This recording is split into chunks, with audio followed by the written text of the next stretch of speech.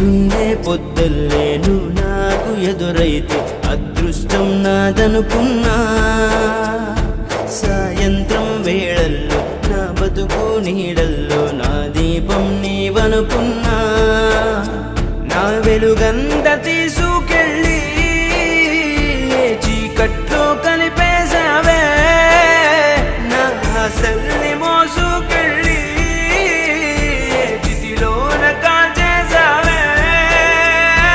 తల్లి తల్లి నా చెట్టి తల్లి నా ప్రాణాల పోయాయమ్మా.